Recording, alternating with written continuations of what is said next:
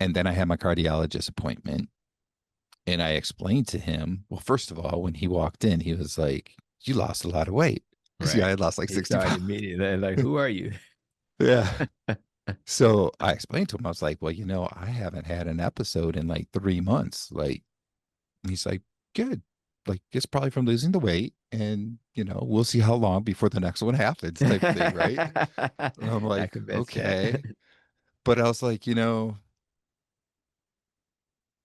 I really kind of changed like my diet up. I didn't tell him that I went Of full course. to No, carnivore, no but I need. said it was more of like a low carb type of thing. Right, He's right, right. like, yeah, I'm Easier not to sure I hear. really like that, but Of I see course. results. Welcome back to the Protecting Your Nest podcast, where we focus on the root cause of disease so that you can live your best life. I'm Dr. Tony Hampton, and I'm joined today with Brian Nowicki, the creator of the Wick Goes Carnivore YouTube channel. Very excited that he's sharing his journey with the world, as I'm trying to do as well. Brian has shared on his channel a remarkable transformation. Over 80 pounds was lost, but more importantly, a story about reclaiming health, energy, and hope. He talks about mindset. He shares practical strategies and real world wins, and of course, stumbles along the way. With him today, we're going to explore not just what he eats, but why the approach that he has works for his body through the lenses of insulin, inflammation, sleep, stress, and all those things we know that can sabotage our journey. So, Brian, so happy to have you on the channel so my audience can meet you and maybe I can meet your audience. We can do a little bit of both. And thank you for coming here today, my friend. Dr. Hampton, thank you for having me here. Really looking forward to it. Absolutely. It's nice to have these conversations. It's nice to share the conversations with the world. And I'm just grateful that I can wake up every day and do this type of work. It's a real cool way to spend time, in the world. So I love that. So let's start by painting a picture. Um, I'm curious, before you decided to make some lifestyle changes that impacted your life, what was life for Brian? What was it like to be in the body, physically, emotionally, the body of Brian before all of these changes occurred? Yeah. So let's see, I was 48 years old at the time, and probably for at least 20 years, I would have issues with different joints with Mm, pain. I get these flare ups. I'd sometimes it'd be like in my ankles, sometimes in my knees. Like I coached youth football when my son played, and sometimes we'd be at practice and my knee would just be completely swollen and I'd be limping around and people are like, what happened to him? right. He's the coach.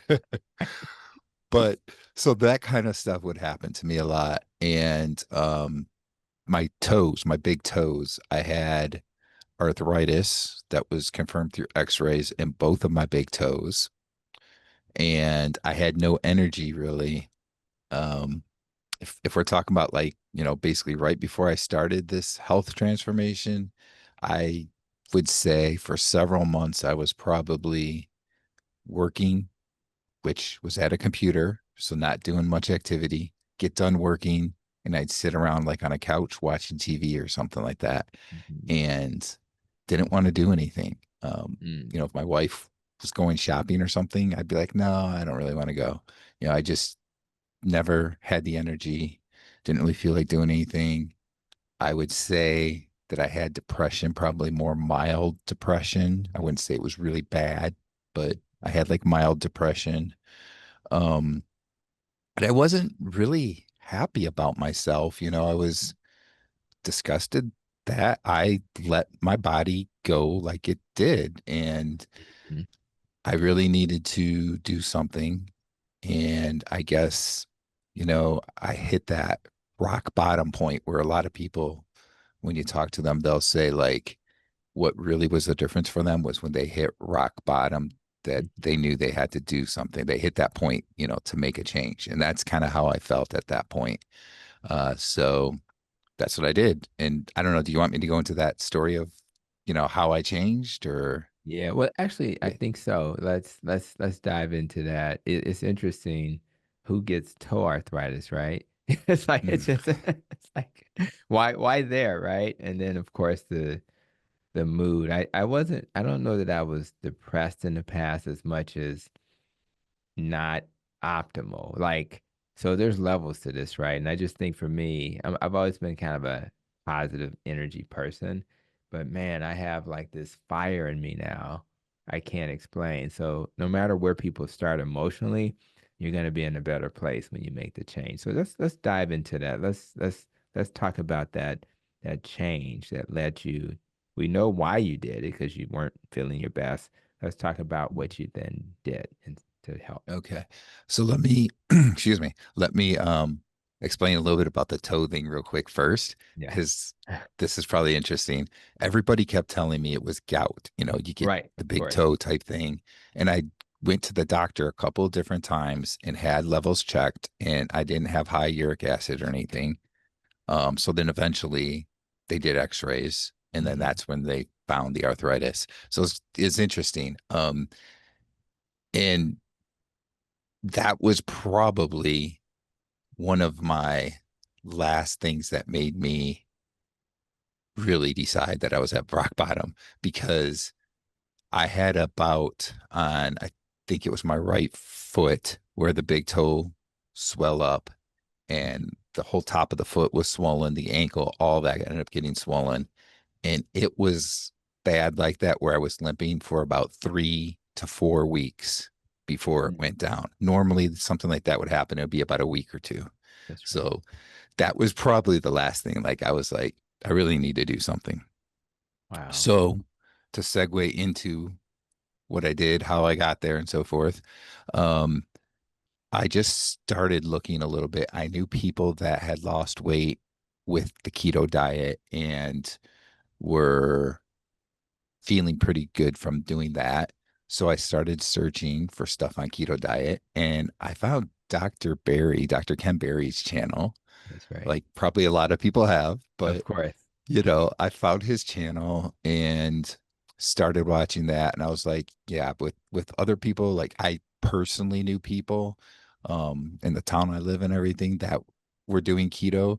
I said, I'm gonna give that a try, because in the past I had tried all kinds of diets, and either never they didn't work, or I was, what do I want to say? I was uh not really nurturing my body, Hmm. and I was getting deficient in things, and then I'd break down and gain all the way back. Okay. So I decided to do keto, and this would have been back in 2022 in like the spring time frame. And uh I did it for about 3 months. I lost a little bit of weight, not a whole lot. I did feel maybe a little bit better energy, but I still had all the issues that I was dealing with. I had the joint pain and everything. I had issues with my back and my hips where I couldn't sleep in bed at night. I would toss and turn for a couple hours, and then I just couldn't lay in bed any longer. And I go downstairs, sit on the recliner, and sleep that way the rest of the night. And Mm. that didn't seem to get any better. And the other thing I didn't mention is probably one of the biggest things is AFib. Yes, absolutely. So I had AFib that started in 2018. So I Mm. had it for about 4 years at this point.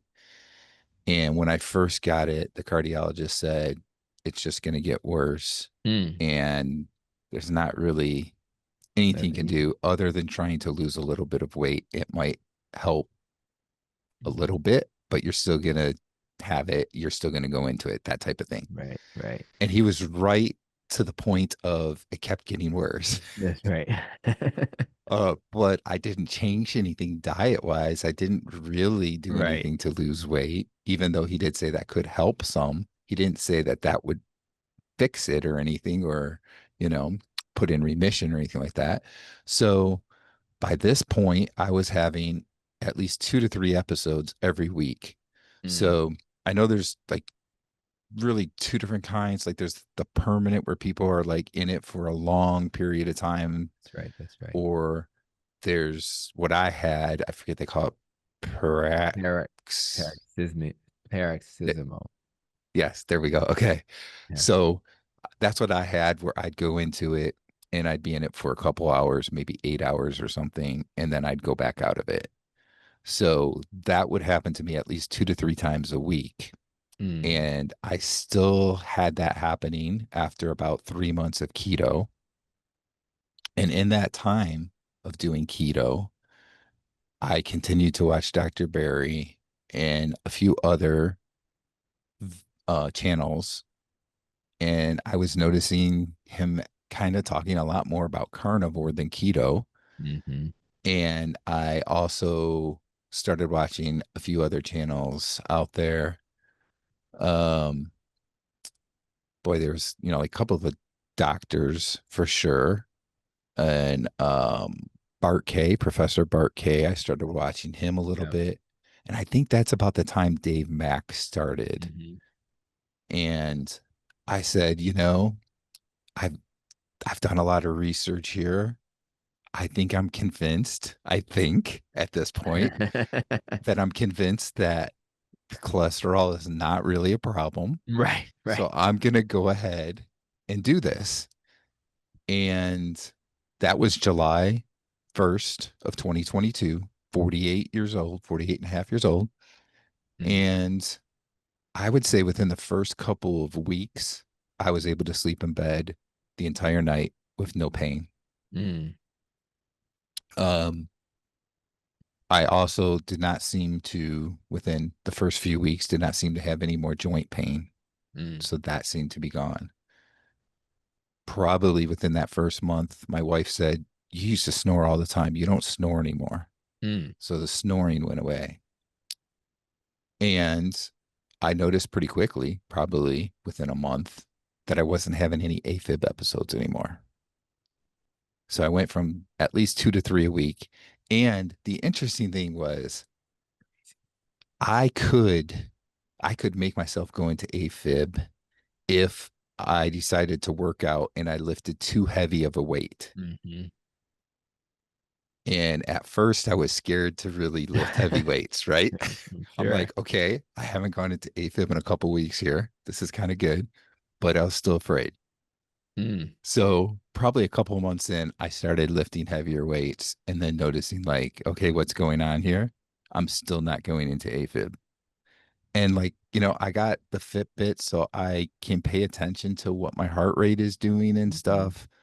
Um, And I'm like, okay, as best as I can tell, I'm not going in. I'm not feeling it. And I wasn't the person that could very easily feel when I went into AFib, but I kind of learned over time that yes, I can feel it. And I mm. wasn't feeling it. So, to me, I wasn't going into AFib. Wow. Uh, so this kind of takes me to about the 3 month range now on carnivore. And at that point, I had lost about 60, 65 pounds. I can't remember exactly. It's somewhere right in there. So don't quote me, but it was 60 or 65. And I was feeling a lot better. I had energy. My wife would want to go out and do something, and I'd actually want to go with her. Right. The first time she said she was going to go somewhere, I was like, well, why don't I go with you? It was like shopping somewhere. She was just looked at me and she's like, uh, Really? are you okay? Like, you never want to do anything. Right. Right. That's So I was like, yeah, I actually feel like doing something. yeah. So that kind of thing was happening. I felt Mm, happier. I was smiling more instead of just, laying around feeling depressed about myself, stuff like that. Um, and then I had my cardiologist appointment and I explained to him, well, first of all, when he walked in, he was like, you lost a lot of weight. Because, I right. had lost like He 60 saw it pounds. immediately. Like, who are you? Yeah. So I explained to him, I was like, well, I haven't had an episode in like 3 months. Like, and he's like, good. Like, it's probably from losing the weight. And, we'll see how long before the next one happens, type of thing. Right. And I'm That like, convinced you. okay. but I was like, I really kind of changed like my diet up. I didn't tell him that I went Of full course. to No, carnivore, no but I need. said it was more of like a low carb type of thing. Right, He's right, right. like, yeah, I'm Easier not to sure I hear. really like that, but Of I see course. results. So, We'll deal with my it. actual family doctor was completely against that. He was like, Of course. that's not a good idea at That's all. right. We need to check your cholesterol and all That's that stuff, right. Of right? course. But the cardiologist, he's like, let's also um put a heart monitor on you. Mm-hmm. So I did a heart monitor for 30 days, Mm-hmm. and then went back and reported back, and he's like, yeah, you're not going into AFib at all. So I think I met him again in 6 more months because Okay. I was doing every 6 months. And it's like everything's still going good. He's like, okay, um, let's see 6 months from now, which would be a little over a year after I started carnivore. If you're still looking good, we're going to do like a stress test or something like that. And then we're going to consider taking you off the blood thinner Mm-hmm. Mm. because I had been on a blood thinner. Mm. So now it's a year later. I go in, still everything looks good. Stress test was really good. Matter of fact, they had a hard time getting my heart rate up high enough to what they'd like to do on the stress test. And I'm over here like, is this the way it's supposed to work? Because I'm a pretty big guy with long legs and I'm Right, right, right. running on this treadmill at Right, this right, right, point. right. And he's like, yeah, I think we're good enough. You've been doing this for like 20 minutes or whatever it was. He's like, we Oh can my we can God. slow it down. That is So that went hilarious. really well. And he said, yeah, let's take you off the blood thinner. That was one of my big concerns with being on a blood thinner was that I was gonna get hurt, bleed Yeah, out. that's right. Like pretty much every summer, my family would go to the Smoky Mountains, and I would be the guy that would be like, okay, this is as far as I can go. I'm tired. Right. That's Plus, right. I see those rocks up there. I'm not Right, right, doing any right, more of right. this Not climb trying to because I mess don't with want to bleed that. out. Yep. So now, and we didn't go this last summer, but we've gone, the past couple of summers here. Before that, I had some of my best times doing the hikes. Like probably, I think the first time I went to Smoky Mountains was when I got married. So I was like 20. It was like it was a 1 year anniversary. So I was 24 years old. And that's how I felt just a year ago when I was 50 doing the hikes. I felt the Mm. same as then. I had, I mean, I had kids that were with me that were stopping, needing to rest, and I didn't need to rest. That's how great it was for me. Ooh wee. And so, it was great getting off that medication or getting off the blood thinner and so forth. Um, and he changed my appointments to once a year just to check in. I have another appointment coming up in about a month.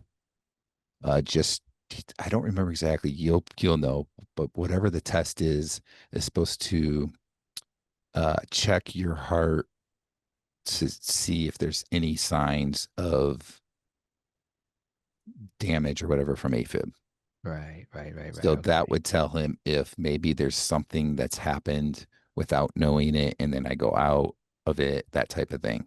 Yeah. So that's the next test he's going to do. But, he's at this point convinced that I am Mm. low risk for going into AFib, Mm-hmm. and he doesn't have any problem with what I'm doing. Now, I didn't tell him it was completely carnivore. I Right, just right, told him right, it right. was Yeah, don't. keto, Yes. low Yeah. carb type. Um, but yeah, the funny thing is he originally told me that diet wouldn't change it. I could lose some weight and that would probably help that I wouldn't go into it as often, but that was it. He's still amazed that I don't go into AFib at all anymore. But there lies the problem.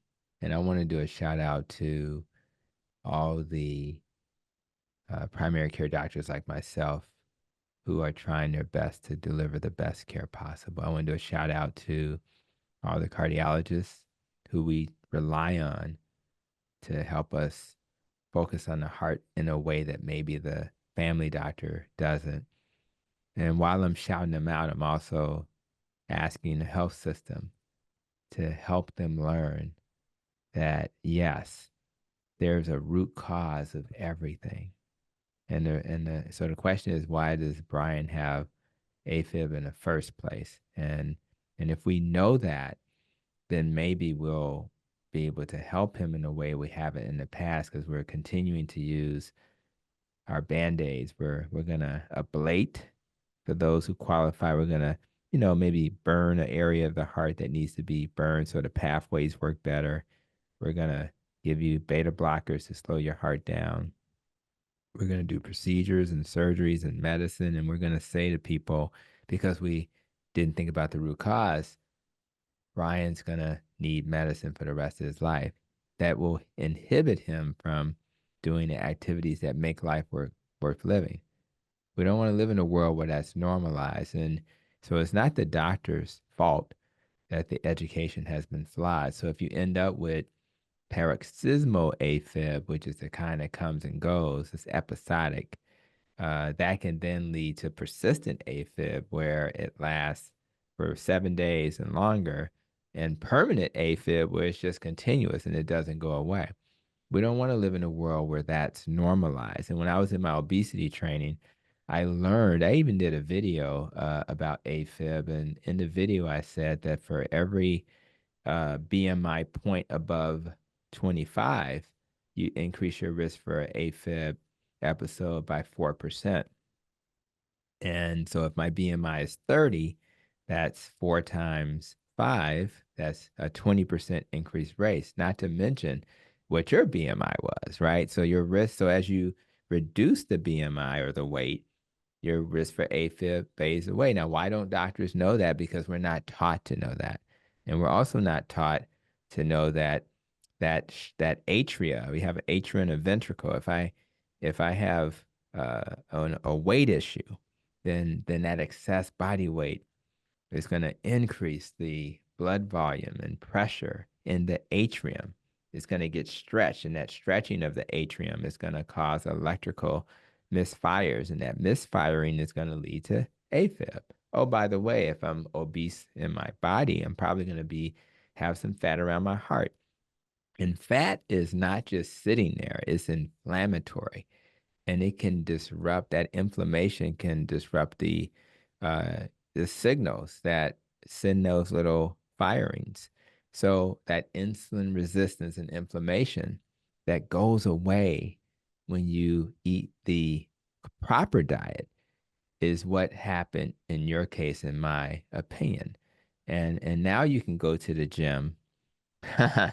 And when you go to the gym, you're going to raise your blood pressure because you're lifting, right? And you're going to put pressure on your chest. All of these things are going to happen.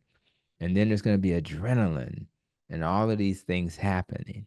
But if you're vulnerable to AFib because you're still in that old body, you're going to have an episode of AFib.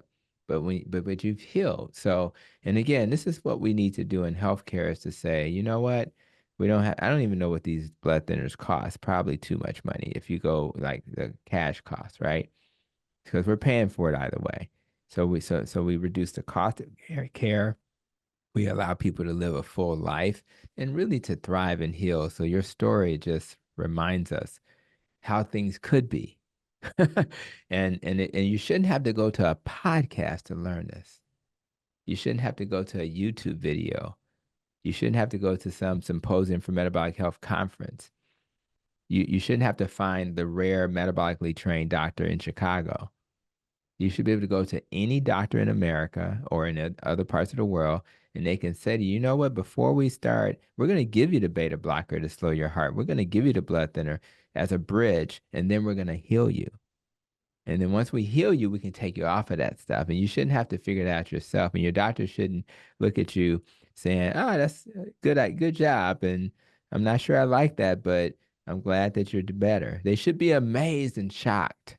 They should say, "What the heck did you do, and how can I get my patients to do that?" That's what they should say. So I'm doing a shout out to them, but I'm also saying, if you're a doctor or any type of clinician, be curious and be the doctor or the nurse or the pharmacist or the nutrition professional that's helping people to heal, instead of continue to do the things that are not working. So I just appreciate your testimonial there. Now, if I were, you know, if I was hearing this story, I'd say, what the heck is he eating? I want to know more. So as you kind of evolved into where you are now, what are you doing in terms of your, how you were eating maybe keto and now how you're eating more as a carnivore? Yeah, when I first started, then that was what, 20, so spring of 2022. I was eating a lot of eggs, stuff like that. Um, 2 meals a day when I started, and eggs, probably burger patties, ground beef, that kind of stuff, occasionally steak, um, chicken, that kind of stuff, right? I and yes, there was, because that was low carb at that point, so there would have been some vegetables. I didn't really go the fruit route, but Hmm. there were some vegetables. Uh, the interesting thing is I started to learn pretty quickly that baby spinach was a no-no for me, Mm, that it would give me oxalate dumping issues. mm, And when I actually tried to lose weight back in 2017, I lost quite a bit of weight. I ate a shake, a protein shake every morning mhm. for breakfast with like a cup of spinach in it. Of course. It sounds And healthy. yeah, I lost a lot of weight, but I was always in pain, Wow. especially if I worked out. And now I know why. But back then I didn't understand it. And it was just Right. what I was eating. So, there were some vegetables that I would eat. I think cauliflower was something that I would eat there. And then when I went completely to carnivore, I stayed at 2 meals a day, and it Mm, was pretty much the same thing minus the vegetables, right? So it's kind of, for me, it was a bit of an easing in. So I didn't really see all of the like keto flu and stuff like that that people talk about. Um, had a little bit, but not anything really bad. So that's kind of how I started. Probably a year into carnivore, I went down to 1 meal a day, mhm, and I was eating mostly beef at that point, maybe a few eggs here and there, maybe a little bit of bacon, but it was mostly steak or ground beef, and 1 meal a day at that point. And then I kind of got to the point where I was like, sometimes when I do that, I feel hungry and then I'm just kind of like starving myself until I get to the next day. So I'm going to change and I'm going to pay attention to all these YouTubers that I've been watching. And Right. I'm just going to eat when I'm hungry. That's right. As Dr. Berry would say, make sure that you're comfortably Oh, stuffed. that's right. And I think that made a big difference. And now, pretty much what I do is it depends because I eat when I'm hungry. So Right. some days it's 1 meal a day, sometimes it's two. That's right. Um, I never really go longer than maybe 28 hours Mm, without eating. So I've never done any kind of like real fasting, just the intermittent fasting. But that's what I do. And it seems to work well for me. Now, I don't have like any kind of restrictions to where I have to eat just beef. mm, Like if I eat pork or chicken, it doesn't make me necessarily feel bad. right. Right. Yeah. So I don't want to give up those types of foods. So Right. I still Right. eat that. I'll eat eggs. Sometimes I want to eat more eggs. And I think that's Mhm. just my body saying, hey, you need something that's in the eggs that you're not That's right. getting. So there might be a couple days where I eat more eggs, and then I might go a week where I hardly eat any eggs. Just paying attention to my body, I guess. Um, but I do that, but I have to say, if I just eat beef, I always feel so much better. Yeah. I feel like I got a little bit more energy and so That's right. forth. But because I don't necessarily feel bad and I like chicken thighs and chicken That's wings right. and stuff like that, I still eat those things at, you know, Right. maybe once a And that week, something like that's right. that. Yeah, That's right. I don't know. That's right. But yeah, that's kind of how I do it. And yeah, I used to like I even put videos out there like, what's better, OMAD or 2MAD, That's right. two That's meals a right. day. And I don't even think about that anymore because I'm neither one of them. That's Sometimes I eat right. once and sometimes I eat twice. But So, that's we're kindred spirits because I am so like trying to just do me, right? And for me, what works will be what I'll do. And I don't have to, there's no like perfect recipe. And yes, a little, am I happiest with a ribeye or some type of ruminant meat, lamb? Of course I am. But yes, I do like to eat things that are in the other parts of the animal kingdom. And it's okay. And it doesn't have to be, and this is the thing that's cool, which is why I think we have to do us and not everybody else. We have some people who are more restrictive, and that's because they're saying, I'm trying to be optimal. And we know that they're probably right. If I do ruminant meat, I'm going to be optimal. But it's also nice if you tolerate it that you don't have to be optimal all the time. I'm not going to be in the Olympics next year. So if I can feel pretty doggone good eating some chicken sometimes, then that's totally okay. So in our home, and which is ketovore and carnivore for me, I am very comfortable with what my wife puts in front of me when she's cooking, and I cook as well. But I also know, and I, shared this in a recent video, if I eat salmon or catfish, I may have to eat even more just to feel full. It's just not enough fat in it. There's no, I've heard maybe Dr. Kilt say there's no such thing as fatty fish. And I can't argue against him because if you only got 5 grams of fat in catfish and you got 25 in ribeye, that should, in fact, and the irony of it is the catfish seems fatty when you eat it, but it's not fatty when you measure it. You know what I mean? So it's just really a bizarre paradox. The other thing I want to say is when it comes to oxalates, I think for anybody on this podcast, there's so many things about plants that make them fall a little short. The one thing I ask people to do when I'm in clinic, I say, let's just go to your phone and say how much iron is absorbed from spinach, right? And when you look that up, it'll say 1 to 2%. And then if you say how much iron is absorbed from meat, it'll say 35 to 40%. So the first issue is that you're not even getting some of the nutrients you thought you were getting. And then in your particular case, you talked about oxalate dumping and oxalates, and spinach is definitely one of the higher oxalate foods. It's a natural compound that's in food. Part of what affects the iron is that these oxalates they bind to things. Um, they particularly bind to calcium, so you are not getting the calcium you thought you were getting, which is really ironic. And it can then the oxalates can kind of build up in your body and deposit in your tissues, in particular, in your case, in your joints. And then these little oxalates are like shards of glass that irritate your joints, right? And your immune system doesn't like shards of glass in your joints, and that's going to cause inflammation. So now you have swelling and pain and inflammation. And it breaks my heart that if we don't know these things, and instead of saying to people, you may want to take a break from these things, what we say in conventional medicine is you're probably not doing it right. You probably need to have 2 smoothies instead of one.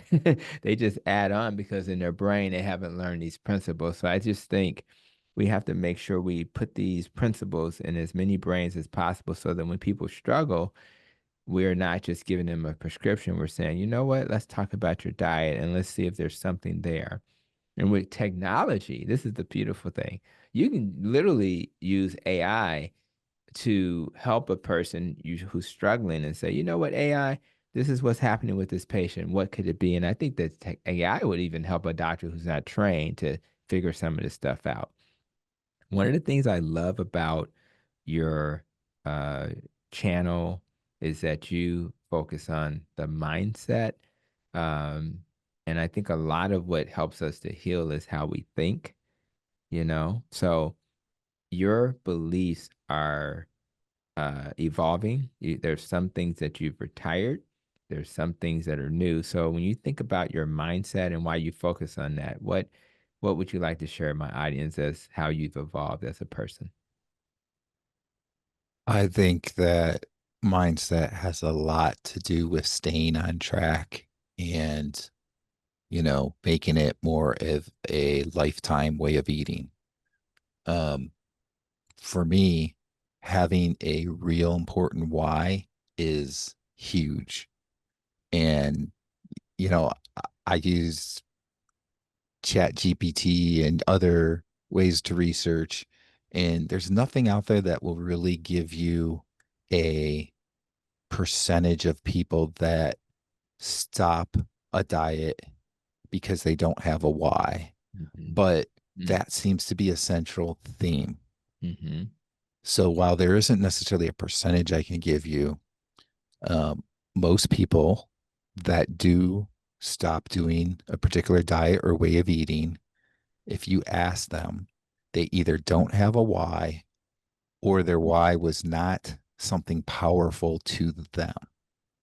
So, like, let's say it was to lose 20 pounds. Well, what happens when you lose 20 pounds? That why is Mm-hmm. gone. That's a goal. That's not a Right, right, why, right. That's right? So it needs to be something powerful and personable to that person. So, like for me, I decided that my why was that I wanted to watch my kids grow up, right. Mm-hmm. have, graduate high school, college, that kind of stuff, have kids of their own, right? Have grandkids, be able to uh, play on the floor with grandkids, stuff like Mm-hmm. that, Yeah, and grow old with my wife, be healthy enough when I retire that we can go out and do things, that's see right. the world and so forth.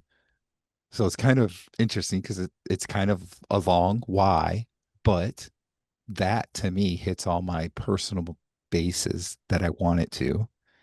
And I'm always going to be striving for it. Mm-hmm. So it's not like it's going to go away, right? That That's why right. is always there. That's At right. least part of it will always be there. Um, and then the other piece of it is you need to remind yourself about it. And, you know, so the job that I have outside of just, doing stuff on YouTube and stuff like that, Right, my real right. job, I read a lot of leadership books because I'm in leadership. Mm-hmm. Mm. And one of the things that you learn is that um, if you say something out loud, it's in your memory better than if you just say it quietly to yourself, right? That's right. So the thing that I really push is every morning when you wake up, tell yourself your why out loud. And because you're saying it out loud, you're actually hearing it and you can do it by yourself where nobody else is around. So they're not looking at Mm. you weirdly or anything like that. But, you're telling yourself every day, you're saying it out loud. It's going to really be hardwired into you that that is your why.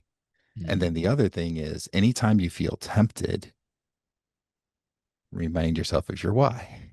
If you're about to go to some kind of outdoor barbecue where they're going to have potato chips and desserts and stuff like that, remind yourself of your why. Probably eat beforehand, or when you get there, eat all the meat, something like That's that. right. But That's right. so you're full, but remind yourself of your why.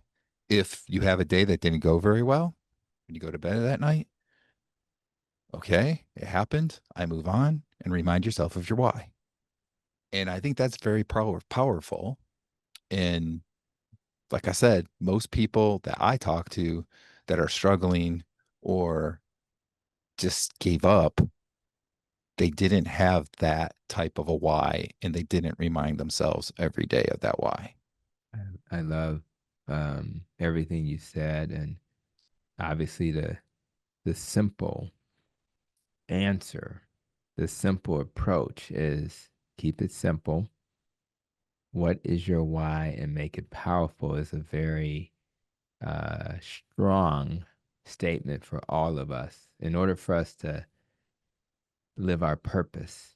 Um, and in order to live our purpose, we have to protect this this body we have.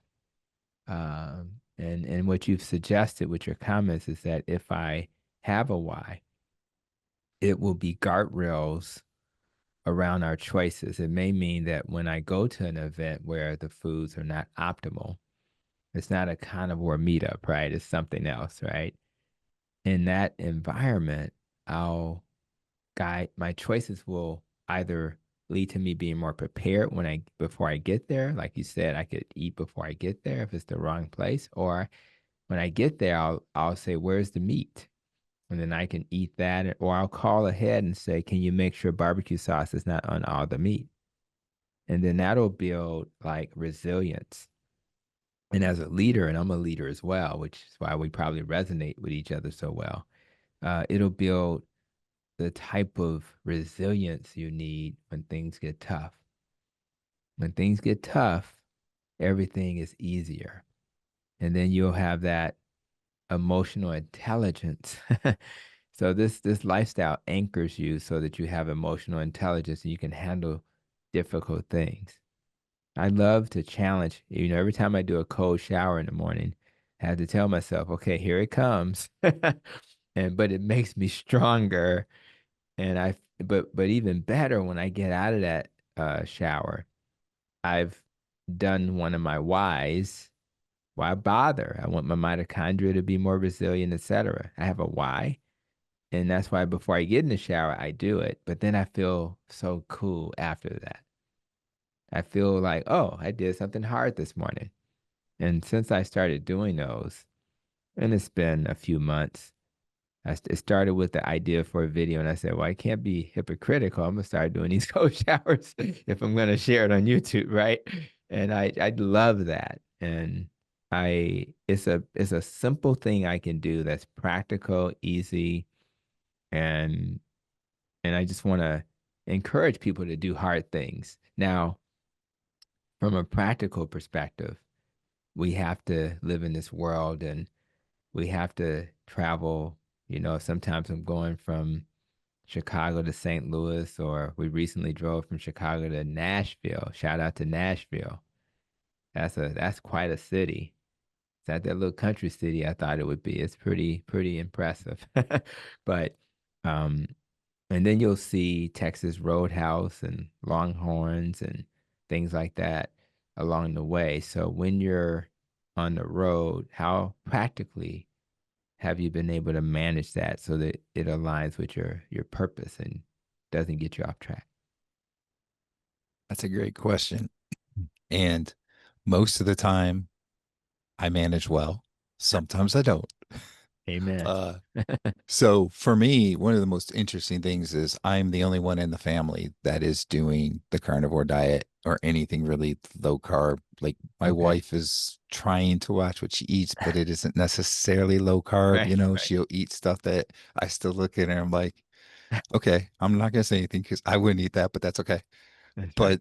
But my kids, if I they're well, only my son is at home right now. Both of my daughters now live out in South Carolina, so we visit them a lot. And, you know, they they don't eat this way. So Mhm. it can be a challenge sometimes. Um, I would say probably my favorite place to go, well, Brazilian steakhouse would probably be my favorite, but they're so Yeah, expensive. You can't go there all the time, right? I know that's So right. probably my favorite place to go to is Texas Roadhouse. Hmm. And it's gotten to the point now where my wife is comfortable with it, but probably the first couple times she looked at me the same way that the waitress did, like I was crazy, because I don't want to eat all the extra stuff. I just want the steak, really. Right, right. But I'm like, okay, how can I incorporate some of the things? So their salad, they put egg in it and they put cheese in it. And I'm like, that's not necessarily horrible to eat the cheese. Mm-hmm. So I'll ask for a salad with just egg and cheese. And usually that conversation goes, Interesting. okay, so no lettuce or anything? No, none of that. Okay, what kind of salad dressing do you want? No, just egg and cheese. I don't want salad dressing. Oh, so you really want just egg and cheese? Yeah. Okay. And they'll walk away. About 5 minutes later, a manager comes over. So and so wanted me to double check with you on how you wanted your Right. salad. I'm like, yeah, just egg and cheese. I'm like, really, just egg and cheese? I'm like, yeah. Sometimes they'll be like, I need to check with the cook to see if we can do that. I'm like, Right. really? Okay, go ahead. Right. We gotta And check with but the cook. they'll bring it back. There's only been like one or two times that I've gone there and I said I want egg and cheese, and they just, okay, you know. They're always like shocked, like Right, right, right, right. this guy just wants egg and cheese. But so I'll do that. So my wife gets a That's a salad. great I tip. get a I haven't bowl of thought to egg do and that. cheese. Yeah, that's right. I love that idea. Good tip. So then I'll order my steak and you get a side with it. So I say, so I'll do it one of two ways. Either the baked potato with the butter, sour cream, and I believe they put bacon and cheese on it. Mhm. And I'll say, but just the butter, sour cream, bacon, and cheese. You know how that goes. Or I'll say, just give me the fully loaded baked potato and I'll take the butter, sour cream, and bacon and cheese off of it and eat it. And That's then right. that baked potato gets boxed up and goes home to somebody Right. that's going to eat it, either my That's wife or my right. son. That's right. That's right. So it'll be one of those two ways. But that's what I do. I, Um, I like that. and I stay completely away from the butter that they put on the table with the bread because it's some kind of It's sweetened probably butter not that butter. Yeah. has all Yeah. kinds of sugar in it, That's probably and right. stuff That's like right. that. That's right. So that's how I'll eat at Texas Roadhouse. Um, I'll go to other places like Outback or something and try and do something similar, but it can be tough. Sometimes people don't want to really go to a steakhouse. Normally Right. they're accommodating because they know me, That's right. but you know, like my wife really likes Italian food, so about once a year we'll go to an Italian That's right. restaurant That's right. That's right. and I'll get like chicken wings or something, and that'll just be my You just meal. And call it a day. Yeah. yeah, that'll be it. Um, and then sometimes I'll be like, well, I've been doing well. I'm gonna get That's right. pasta or That's something, right. That's right. and That's right. then for the next day I don't feel as what is good, That's right. That's or right. I deal with cravings for like the next week That's right. where it's like, boy, I really want to eat something I shouldn't now. So I always say to myself, okay, I learned my lesson, but then a Right. couple months later I do the same thing, That's you right. know? That's right. Well, and but you know what you're doing. Like, I lean into giving people grace. So if I make a conscious decision that I'm gonna do something that I normally don't do, and I understand there's a price to pay. Now, I don't want to pay a heavy price, right? So you have to kind of know what's the cost. But we want to live in a world where people are allowed to make choices. So if I choose to deviate and not be restrictive, or I don't want to bring you know, my salt to the event or my butter, and people literally have packages of things they bring, and that works for them.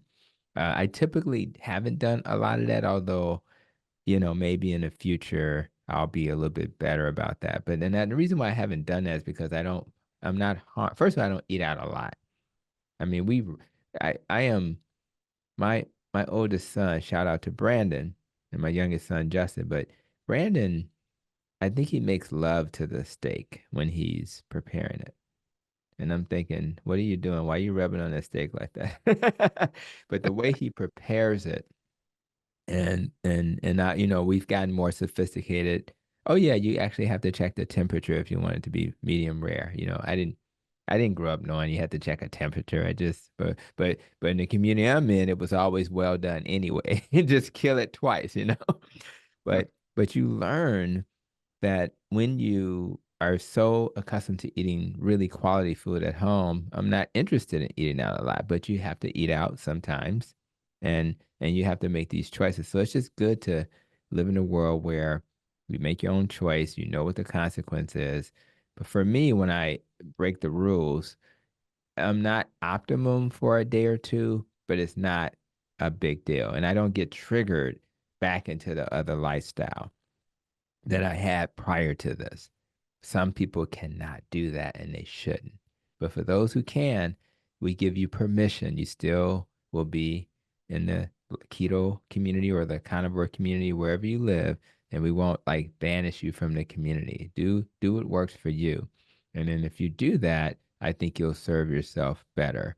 The other issue that occurs and it's budget, right? So people in our community talk a lot about ribeye and bison and lamb and some people are like, you go to Sam's and you see people literally pick up the meat and then put it back down. And it breaks my heart. And I'm sure they're putting it back down not because the quality's not there, but because the price tag is too high. So when you think about budget, what have you been able to do to keep the budget for these things within reason? Yeah, so I probably the most nutritious, cheapest meal out there is ground beef and eggs. Yeah. And I think buying in bulk really works, especially if something's on sale. So if you can find a sale for ground beef, like in my area, ground beef tends to be like $5, $6 a pound, easy, like five Okay. something or $6 somewhere in there. But occasionally there'll be a grocery store that has it for 3.99 a pound as a Hmm. special. Now they might have like a limit of two or something. Like they'll be coming like a 3 pound package or something like that and a limit of two.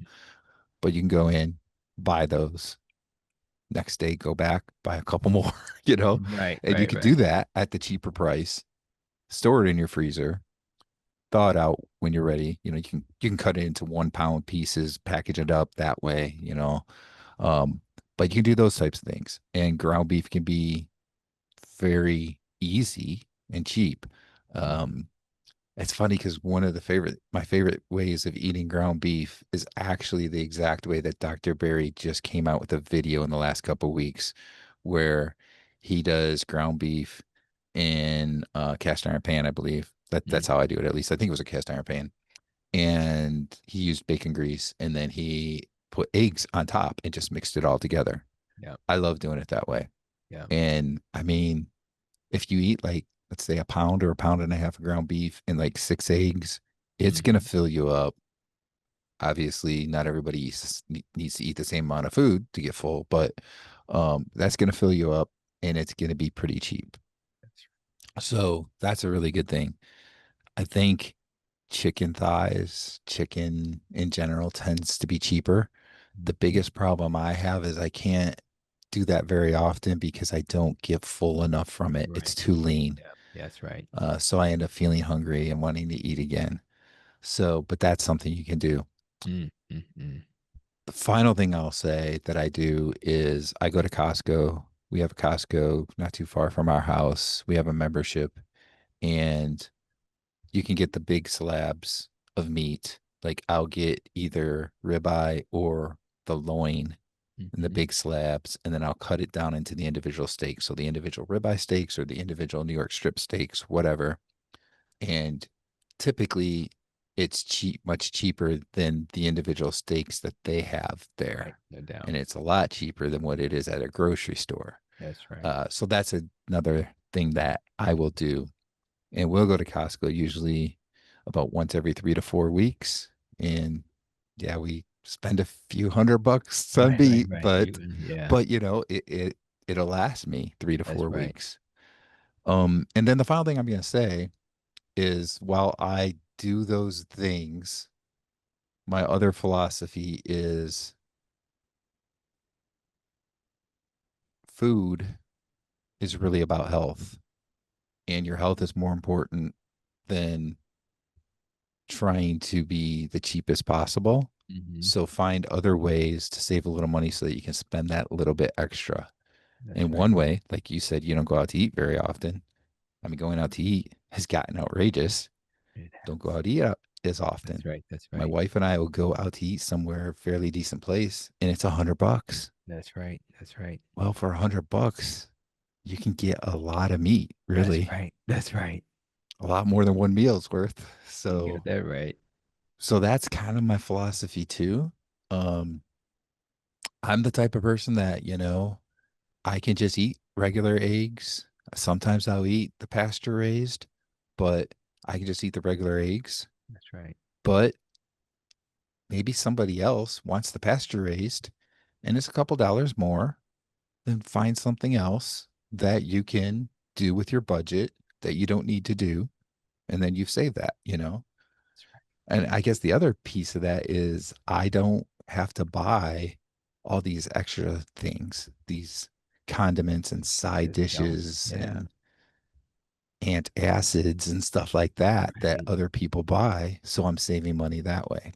When I Tons. first started doing this, my wife was like, gosh, meat is so expensive.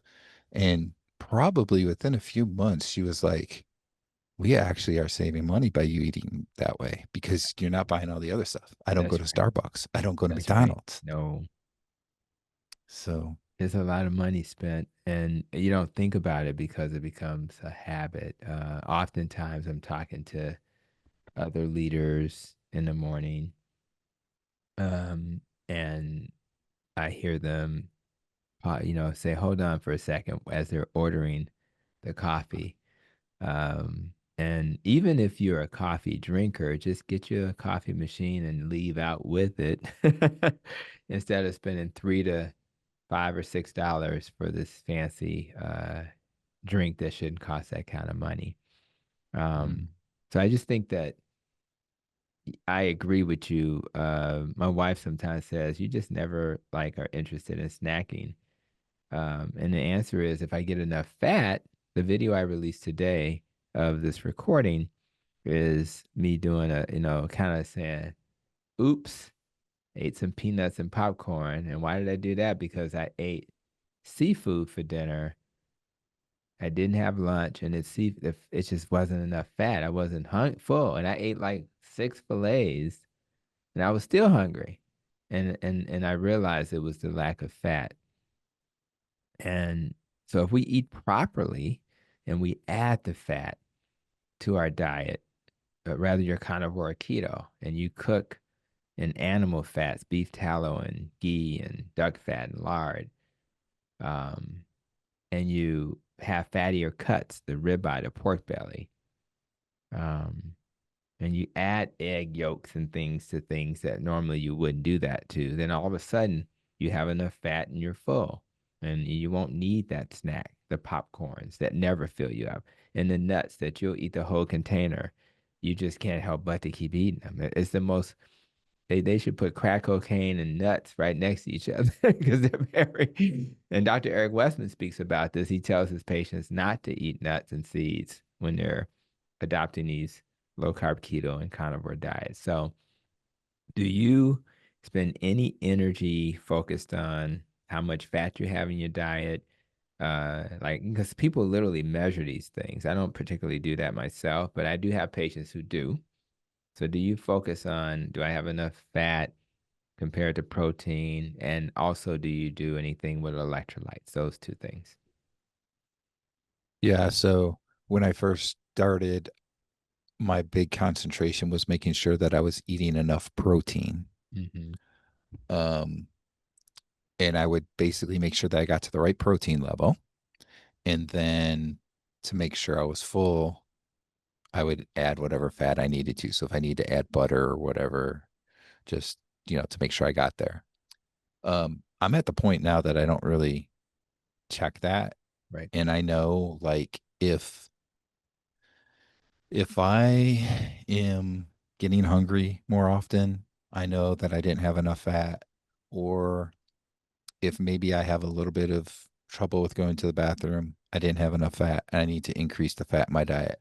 If I'm going to the bathroom too much, it's more liquidy. Um, I know that I've had too much fat. So Right. that's how I Exactly. know where my fat should be. and I don't really even pay attention anymore to how much protein. Like that was a thing at the beginning for me, but now I just kind of go with the type of cuts that I think work well for me with Hmm. steak or ground beef is always a fattier type of ground beef. I'd never go with like 90-10 or even Okay. 80-20. It's usually like 75-25 or something like that, right? Hmm. Occasionally I might have 80-20, but it's usually lower than that. So there's more fat intake. And um, yeah, I just kind of go by being hungry and so forth. Smart. Um, the other part of that was supplements, right? Exactly. Yes. So I don't really take any dietary supplements per se. Hmm. Um, in the wintertime when I'm not getting outside very much, I'll take some vitamin D. There. The summer, I don't really need it because I get outside a lot, unless maybe it's been cloudy and raining for like a week or something, you know. But Hmm. so there will be the vitamin D thing. Um, I do take fish oil supplement that I get from it's a Norwegian brand. I can't remember, but it was one that was a pretty high quality one. Hmm. So I will take that. And that's it in terms of a nutritional supplement. Oh, I do take something else that's called Stem Enhance Ultra and Plasma Flow. They come from a company called Cerule. And basically, the Stem Enhance Ultra helps your stem cells to move throughout your body. They, sure. as you age, they a lot of them tend to get stuck, and you don't have as many, and that's why you recover less and so forth. And part of eating carnivore diet helps with your recovery, but then so does this, Mm. right? Cool. So I'll take that, and the plasma flow helps with circulation, and that also helps with not just your stem cells, but any type of nutrients that are going to move throughout your body. That helps with it. So I take those two things, and that's it. There's really nothing else. I salt my food pretty thoroughly Hmm. most of the time, and I even occasionally, especially like when I wake up in the morning, I'll take a little bit of salt, put it on my tongue, and then drink some water down. That's right. Um, but that's about it. And Yeah. it's funny because I had high blood pressure. Still not quite where I want it to be, but my medication is lower than what it was. And That's I'm right. thinking when I go back to the doctor, we may take me off. We'll see. That's right. Um, so anyway, I was eating very little salt because I had high blood pressure before That's right. carnivore. That's right. And now I salt everything, and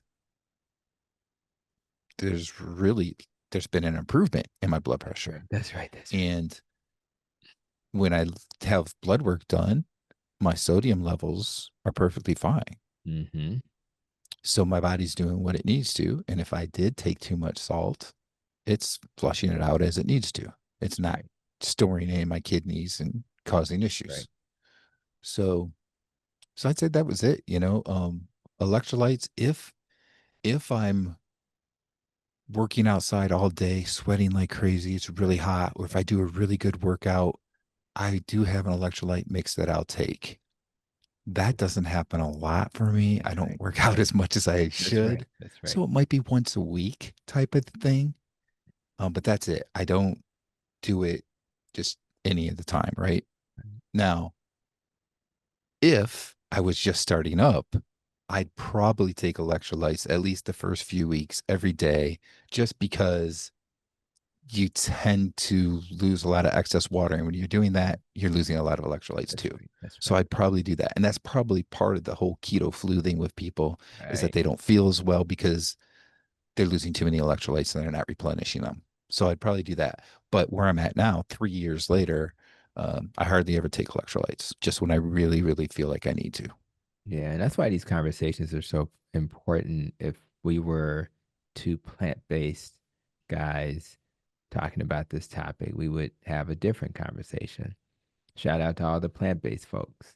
Um, but in the low carb world, keto and carnivore world, when you reduce insulin, you're gonna get rid of salt and some of the minerals and but the most important thing, and this is based on what you hear from the experts like Dr. Eric Westman, who does research, salt is probably the most important thing.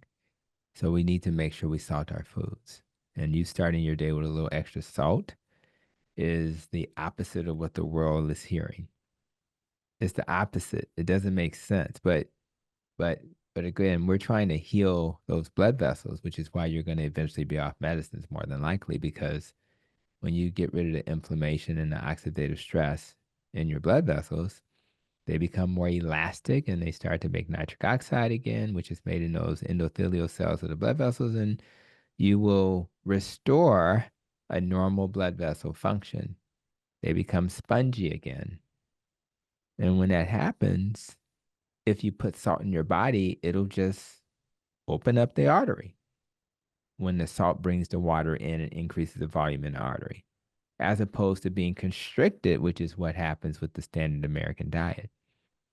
So now we're saying to the audience, not only can you eat salt, we're saying you better eat plenty of fat. How dare we say such a thing? It's the opposite of what everybody else is saying. And that's why I literally made a video how to add fat to the carnivore diet.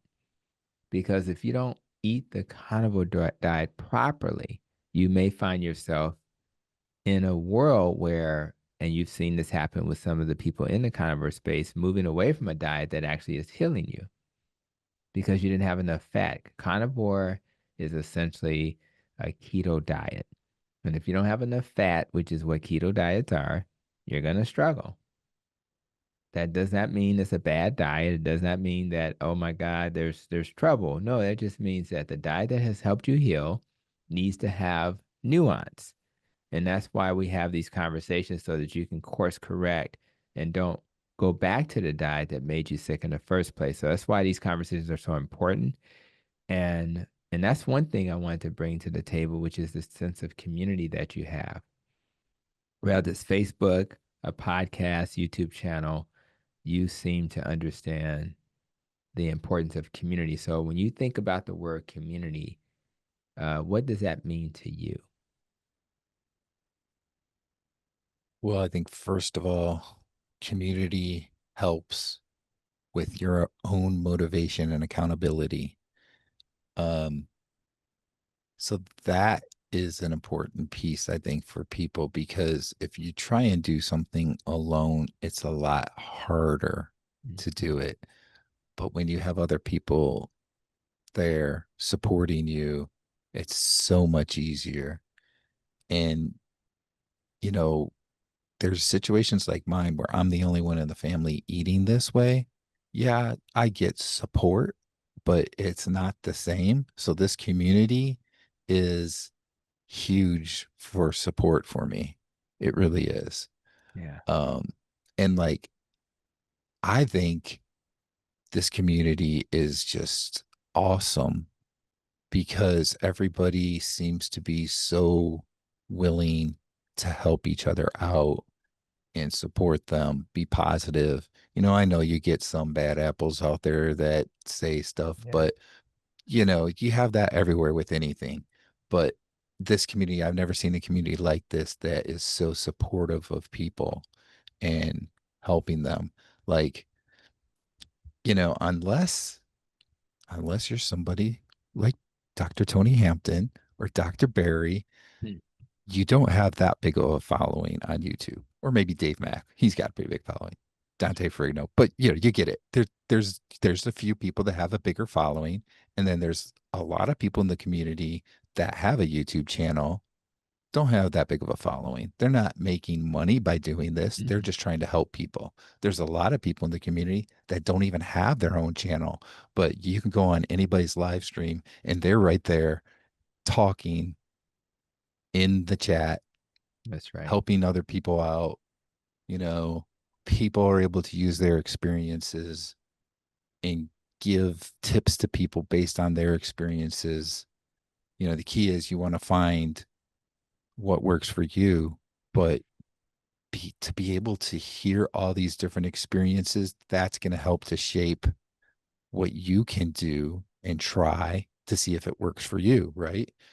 And it's just amazing. We were talking before about the whole thing with the the standard doctors out there that, you know, that they really don't know that much about nutrition. And that's part of what makes this community so good is we're not just trying to band-aid things, we're trying to find that root cause and fix it. And we don't necessarily care like an insurance company or a healthcare place. If we make a profit, our profit is our health, That's right. not money, that paper money. Um, and that's what makes this community so special to me. Wow. I love that. And again, the root cause of your AFib, as an example, the root cause of your depressed mood, as an example, the root cause of your joints not feeling their best, all may stem from the same thing. And I just love that we can have a path to heal that we didn't have previously. If not for a random YouTube search or a random podcast, you listen to, you may have never heard those. And our goal is to say to people who are struggling, this is a possible path for you. And that's why the Healing Humanity documentary that Carrie of Homestead House putting together with his buddies Adam and Ali and the whole team, that's important because we need to be to for us to hear something that we may have never heard. Plant-based just wasn't my answer. I was better because of it, but it didn't really get me to the finish line. So I just want other people to know that that's an option. The animal-based approach is an option. I appreciate that. And you've had people share success stories on your platform. Um, and I'm wondering if any particular guests, shared something that really kind of caught your attention that you'd like to share. Any previous guests? Hmm. Yeah, so there's probably a lot of examples I could go with, but I would say the one that's the biggest for me was probably, boy, this goes back a ways. So this is probably a good year and a half ago or so, interviewing Sean White, Intentional Carnivore. Mhm. He used to be on his channel every day doing lives and all this stuff.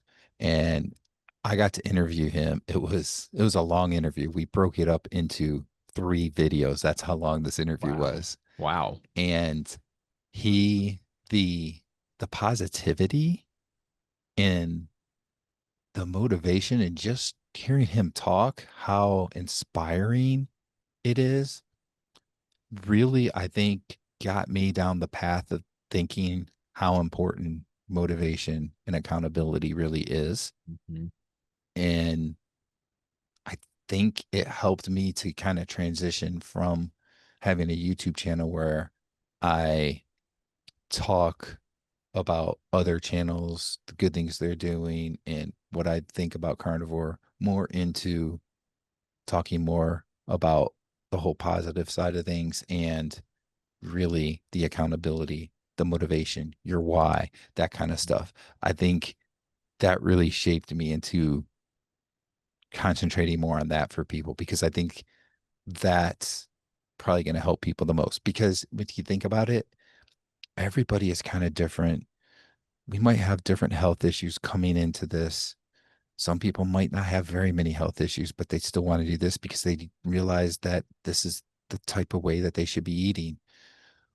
So we're not gonna be exactly the same. We can watch 100 different YouTube channels and get 100 different ways of how I eat, how I do this.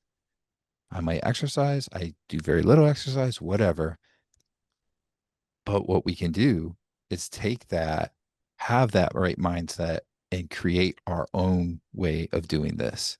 Mhm. So I think that the whole motivation, the why, is probably the way that I can help people the most.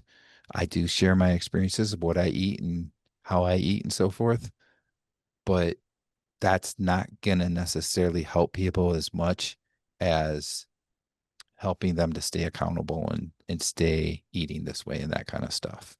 Absolutely. Love all of that. And um, very good answer. You know, when we meet people and they inspire us and change us, we have to call that out. And that's why it's nice to meet people because you never know which conversation or which interview or interaction is going to lead to, significant change. So thank you for sharing that. And as we kind of wrap up, I want to see if you could share if somebody who checked us out today, they're having similarly as you have joint pain or weight struggles or even AFib, and they're concerned, what experiment would you ask them to start today to get them on the right path so they can start to heal? Yeah. So actually, before I answer that, I just want to say really quickly, thank you for having me on the channel. Um, I absolutely love your channel. I love the way that you lay everything out and are quick to the point, explain everything, and there's not like a lot of extra fluff. Yeah. Like one of the problems that we have in our society is that everybody wants instant gratification and they don't want to necessarily listen to everything. But if you just put that information out the way that you do, Yeah. you're going to reach a lot more people. So I just want to say that really quick because you probably Thank you. weren't going to give me the opportunity to say that. So I just wanted to That's say right. that. That's fair. Thank you. But um, what would I tell somebody? You know, I think the first thing is you gotta get rid of highly processed foods. Go into your pantry, and most of that stuff in your pantry, you can look at the ingredients, but most of that stuff you need to get rid of. Maybe donate it to a food bank because other people might really need that. Whatever. But whatever you can do, don't eat it anymore yourself. The highly processed food is just killing you. It really is. It's making us obese. It's giving us all kinds of health issues, pain, and it's just not a good quality of life. So that's the first thing. Um, Try and cut down the amount of sugar, even if it's not a highly processed food. Look at your ingredient labels. There's like probably 100 different names for different fake sugars and so forth out there that do the same thing. They're sugar, you know. Um, Somebody will say to me, but it doesn't have any calories. It's still sugar. It still breaks down as glucose in your body. Um, so those are the things that I would look at first. I would caution not to just say, okay, it's a new day today. I Mhm. am going completely to carnivore today Right. from eating whatever pizza and bread and all that stuff because you're going to get what people call the keto flu That's right. and you could really mess up your gut. That's right. So I would take 4 to 6 weeks to ease into that, Mhm. which is why when I started with keto, I didn't know it at the time, but that was the best thing I could have done because I Mm. slowly That's transitioned. right. That's right. So get rid of those highly processed foods and still eat some of your vegetables, fruits, whatever. And if you want to go to carnivore, then slowly do that over 4 to 6 weeks. Uh, if you're drinking soda, even if it's diet, it's not good for you. Get rid of it. That's right. If you're That's right. drinking fruit juices, well, they're loaded with sugar. Don't drink those. That's And right. I have people tell me all the time, well, I can't really get off of drinking soda. Hmm. So what you want to do is you want to wean yourself off it, right? So take some water, add a little bit of so let's say not just water, but let's say take like the carbonated, Right. type of Harry whatever type. you want to Yeah. call it. Yeah. Yep. Yep. Take that and add a little bit of your Coke or whatever it is that you drink.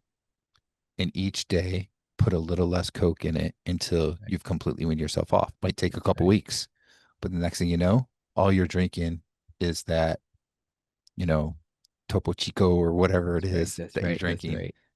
And that's gonna that's gonna be huge for you. You're gonna feel better. You're gonna have less pain. You know, it those are really the things that I think you should really look at first. Anything that's anything that's more like what they call comfort food, Mhm. probably, unless you're gonna check like a carnivore chef that's found a way to make carnivore That's foods right. into a comfort food, you probably need to stay away from. That's right. Yeah, probably so. And there are creative people. Again, the American Diabetes Society is attempting to do some of that. Michelle Hearn and her team, as a nutrition professional, they're doing their best to. We're supposed to be doing a carnivore bread this weekend, and it's I think it's just heavy cream, butter, um, probably eggs in there, and maybe sour cream. But there's a way to is you can be really creative, but ultimately start with the foundational foods and you'll do just fine. So as we wrap up, the final question, of course, is how you plan to protect your nest. And we try to think about nutrition, exercise, less stress, more sleep. Our thoughts, recovering from trauma, and then making sure our relationships are healthy, making sure we avoid things that harm us, like organisms and pollutants, and then making sure our emotions are protected, and then we have life experiences like hanging out with you that serve us. So when you think about that, those acronyms, Nest and Rope, are there areas where you really want to give extra attention over the next 12 months? For me personally, we're talking about, yeah. Um, I am a true believer that eating the carnivore way is important, but it's not the only piece to health. If if you can't just get out and do a lot of activity, like for me, I sit at a desk all day. And then when I'm done working, I probably record a YouTube video. So I'm sitting Right, there, or I'm doing a live stream or right. something. So I'm sitting there.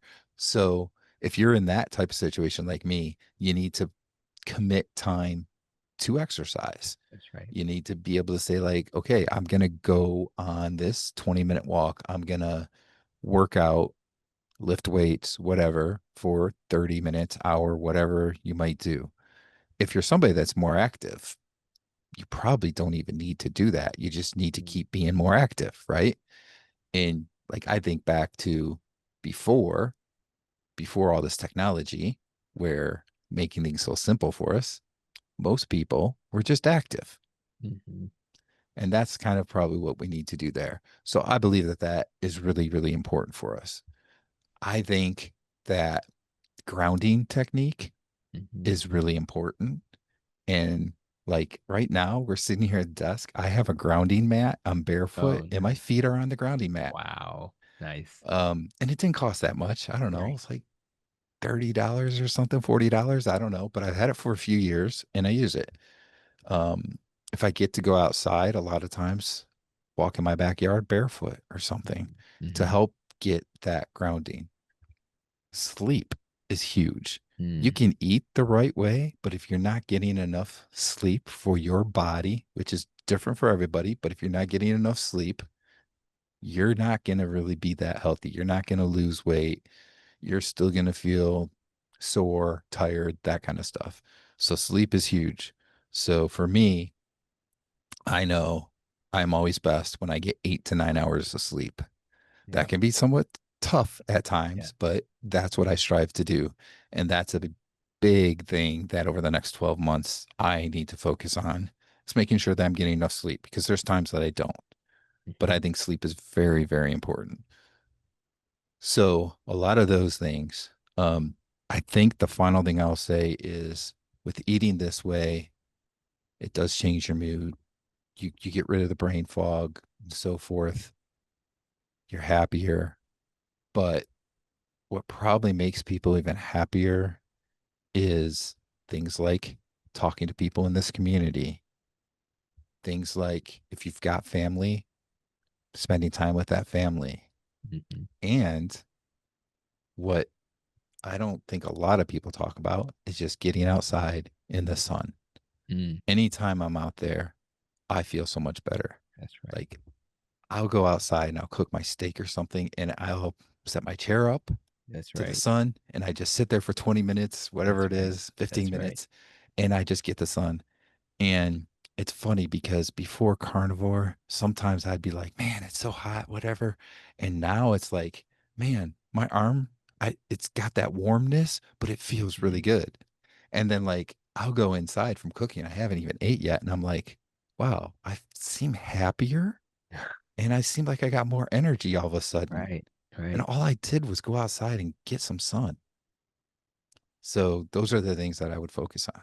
I love all of those, and I agree. I didn't spend as much time outdoors as I wanted to. It seems like it was a little too hot, or it just wasn't the type of summer we normally would have, or the allergy thing was an issue. But whenever Mm. I can, and today's going to be a great day in Chicago, I'll probably spend a little time, at the minimum, take a walk with my wife outdoors. So, Brian, your energy, your tone is kindred to my spirit, and I resonate with you in so many ways as I hear you, talk about this conversation. So I want to thank you again for being here. I want my listeners to know how to get to your YouTube. So is it just the YouTube channel, or do you have other ways for people to get to you, like other social media? It's mostly going to be YouTube or Facebook. Just my name, Brian Nowicki, on Facebook. I usually post every day about stuff.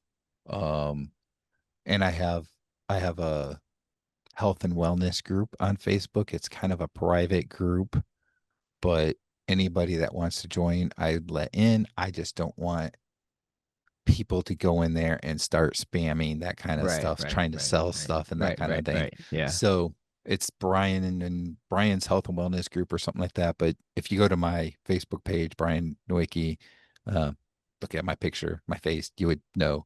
And from there, you can probably find a link to it. And then there's my YouTube channel, Wick Goes Carnivore, which is actually it's at Wickivore, Wickivore, but the term I used was Wick Goes Carnivore. Um, and those are the main two places that I use for social media, really. absolutely. And so we'll make sure to link all of those. And again, just appreciate the work you're doing.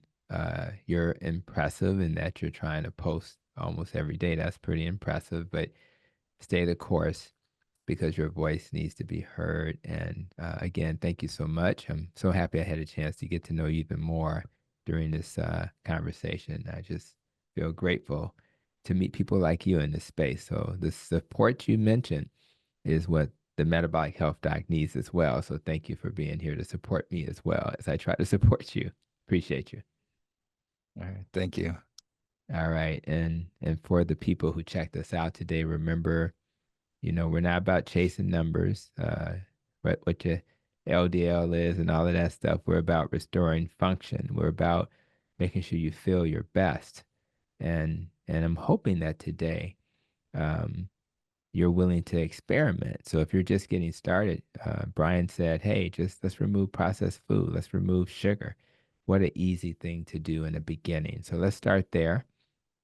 Let's also learn more from Brian by going to Wick Goes Carnivore on YouTube so we can learn how to uh, walk with somebody who's walking in the same direction you're walking in. And I just think that's so important. So check his channel out. If you're engaged, like it, subscribe to it, comment, and that way the algorithms will get to know Brian even more as well. So we need to support each other. So, and and I really, again, am grateful that you guys even bother to listen to me and my conversations with my guests. I feel honored. I'm so grateful and I'm inspired. So I'm living my purpose every time I do it. And I just want you to live your purpose as well. So I hope my content is helping you to do that. And I hope that Brian's is doing the same. So thank you so much for coming to this episode of the Protecting Your Nest podcast. And until the next episode, continue to be safe, be well, and continue to protect your nest.